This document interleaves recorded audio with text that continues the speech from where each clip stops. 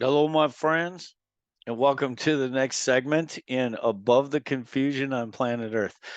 I so appreciate you taking the time to listen to the podcast, and I'm going to try something a little different here, and I think this will work good in terms of intriguing interest.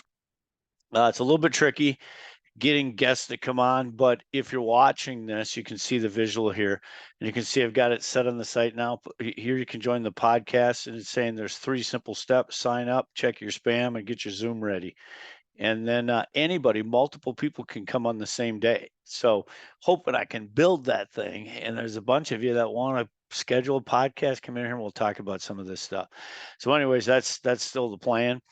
Now, if you go to the homepage here, I've been working on this question. Okay. And again, this one needs to be right because this is everything stems from asking the right question at the outset.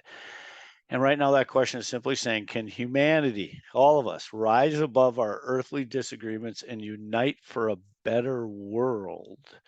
God, I swear I changed that. Let me do a refresh on that thing. Huh. All right. Well, stay with me here 1 second, folks. Let me get logged in, see what the, oh, you dirty rat. I got to log into this too. Stay with me.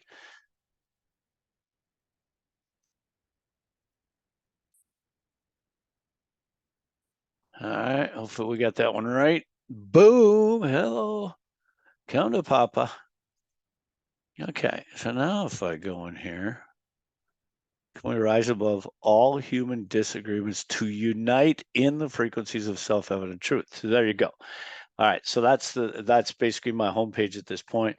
Can we rise above all human disagreements to unite in the frequencies of self-evident truth?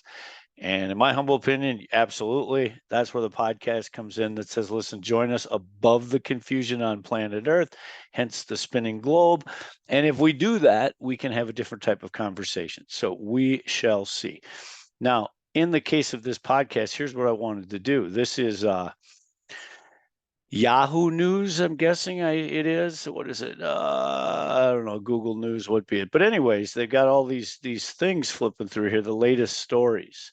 Camilla Harris, it says, could make history in a very sad way. Aaron Rodgers, trade and play for Packers. The Twins, let me see here. There was something I saw earlier. Right here. Okay. Let's do this one. All right. Take a peek here. I'm just going to read this to you. This is the first time I'm seeing it. But let's read it and see if it's of merit here. So the GOP's terrible, horrible, no good, very bad debt ceiling scam. Okay. Treasury Secretary Janet Yellen just announced that the federal government will hit the limit on total federal debt January 19th, just 2 days from now. After that, the Treasury Department will be forced to take extraordinary measures to avoid defaulting on the debt, which would likely trigger a global financial crisis. Okay, Congress could defuse this bomb by simply raising the debt limit, as it has done dozens of times under presidents in both parties for decades. But the MAGA radicals, okay, for those of you who don't know, MAGA, of course, you all know what that means. But anyways, the radicals, I'm not sure what they mean by that. It must be, I'm not sure what they assign to MAGA. Is that abortion zealots? I mean, I'm not sure. Okay, anyways, now in control. Okay, so but the MAGA radicals now in control of the House of Representatives are refusing to raise the debt ceiling unless President Biden agrees to devastating cuts to Social Security, Medicare, and other key programs. Okay, so, all right, okay. In November 1995, Republicans refused to raise the debt ceiling unless Bill Clinton agreed to a package of sweeping spending cuts. Spending cuts. God, I can't imagine somebody's opposing that. But what they do is they say this, that the spending cut will come from right here, Social Security and Medicare is where they're saying the spending cuts. Biden must agree to take the cuts from Social Security and Medicare. And that's not what people are proposing. They're proposing take the spending. Well, if they're not proposing this, they should be. And that is to take the spending cuts from the people who created the problem. all of the people that have created this cesspool in this country still get pensions from our government. Okay. It does not need to come from Social Security or Medicare or any of the people outside of the public sector that receive the what they paid for. In essence, Social Security is simply their own money back. So that's not an entitlement. That's basically saying, listen, Robert, I would like for you to give me some of my money back. But anyway, so this is not true here. I mean, they're not, again, if there are Republicans that are suggesting the cuts come from Social Security and Medicare, I don't believe that's true. But if that's the case, of course, these people are fools. Okay, the money needs to come from the public sector, the pensions of the people who created the mess. That's simple. And if you want to add the banks to it, you can. Okay, but the people who created the mess are still drawing massive, massive pensions from our public system, and those need to end tomorrow, which means we'll have plenty of money to balance the budget. Okay, so in November, the Republicans refused to raise the debt ceiling unless Clinton agreed to package sweeping cuts. Welfare overhaul, restraints on Medicare and growth and budget balance within 7 years. Okay. I and other Clinton advisors am not to negotiate if the public didn't understand that the debt ceiling had less to do with the nation's future debt than with obligations the United States had made in the past, but we couldn't allow the Republicans to hold the economy hostage. Okay, so listen, the national debt and all of the obligations are nothing but IOUs that the public sector has written themselves. Okay, do you understand the way this money works? All of this money that's owed is basically money owed to corrupt people on planet Earth. And for us to pay interest on that debt or to even suggest we would pay that debt back at all is absurd. Okay, it's absurd. These people do not deserve the money. They created the mess and they continue to extort that money from us day in and day out.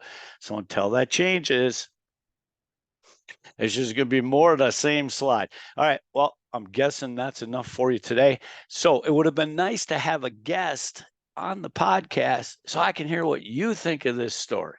All right. Who cares what I think? What I want to know is what you think. And my guess is you'll probably disagree with me. And that's the beauty of it. That's why I got to get you on. All right, you guys. Thanks. Appreciate it. See ya. Oh. Son of a bitch. Okay, we're still on. We never did a theme song this time. And I think that's important. So let me see here if I can do this again. Share sound. All right, here, let's go for a theme song here. All right, we got to rock out of something here. All right, let's finish it up with, let me just go into this suburbs folder here and see what we got going, because we got some good stuff. All right. We are going to play this one, my friend. Joke about Jamaica. Well, we did Craig yesterday, so I'll grab you something different here.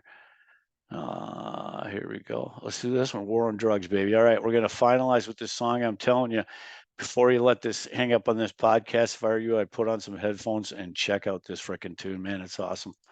I'm going to crank it. All right, boys, the War on Drugs, Under Pressure.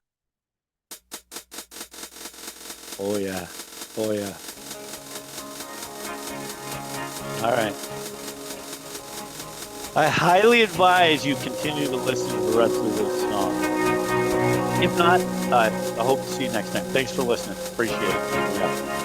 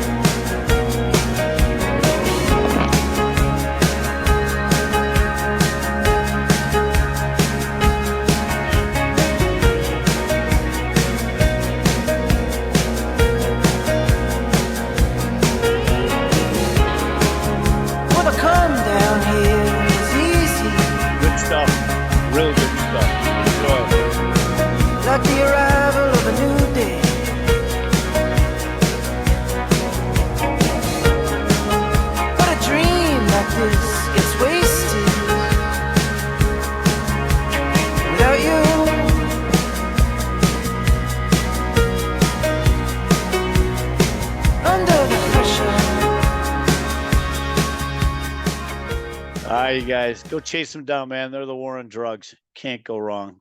Phenomenal stuff. See ya.